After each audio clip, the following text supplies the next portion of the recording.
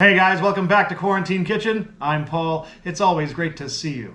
We're gonna make homemade mac and cheese today. Here's what you'll need. We'll need pasta. I went with penne. A little olive oil, a diced onion, shredded Parmesan cheese, shredded yellow cheddar cheese, some heavy whipping cream, a little flour, a dash of nutmeg, some white cheddar cheese slices, a little butter, milk, 6 strips of bacon cooked and chopped. I used 7. Some panko breadcrumbs, our old friends, salt and pepper, and of course we'll need some garlic. Why make mac and cheese out of a box when you can do all this?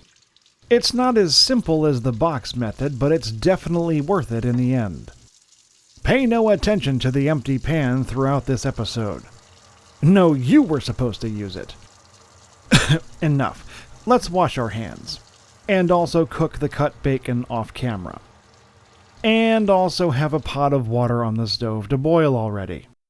Grab the pasta and dump it into the boiling water.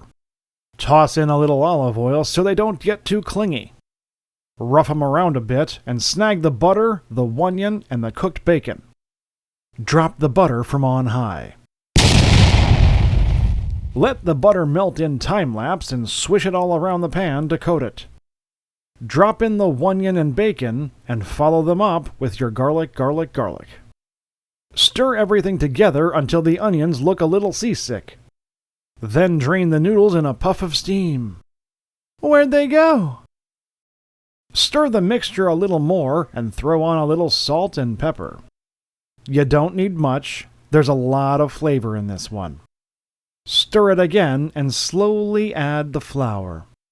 You're going to add about 4 tablespoons of flour, one at a time.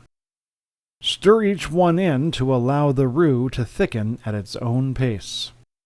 When it feels and looks like artisanal chunky peanut butter, add some milk and heavy cream. Stir those guys in and turn the heat down to low. If you see a light film congeal on the surface, that means stir it. But be gentle. Now add a good amount of nutmeg and maybe a dash of more salt and pepper. Give the whole thing a whirling dervish of love with the big spoon and grab the Parmesan cheese. Dump it all in and mix it all around. When it resembles the kind of glue you'd stop a toddler from eating, dump in those noodles. If you use the whole box like I did, it will make for difficult stirring. But if you're patient, you'll get there. Just go slow and try not to lose any soldiers in the battle against inertia. You might really need to dig to get everything all cheesy and gooey. Toss in a little more heavy cream, stir it up, and get out a casserole dish. Fill half of it with this wondrous cheesy mixture. Spread it around evenly in the dish. Slide in those slices of white cheddar cheese on top. Then cover it with more of the glorious cheesy noodle mixture. Spread that around evenly as well. Snag the shredder and dump it all over. Push it around so that it covers everything. Top it all off with those panko breadcrumbs. Try not to get most of them on the countertop.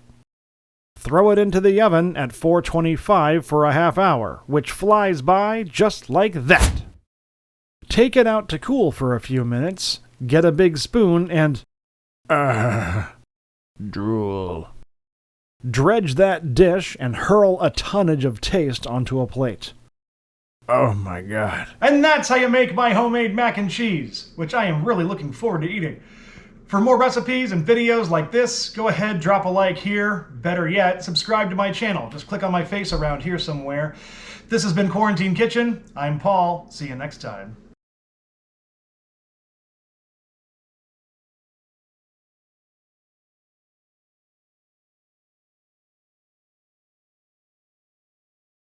And that's how you make my homemade...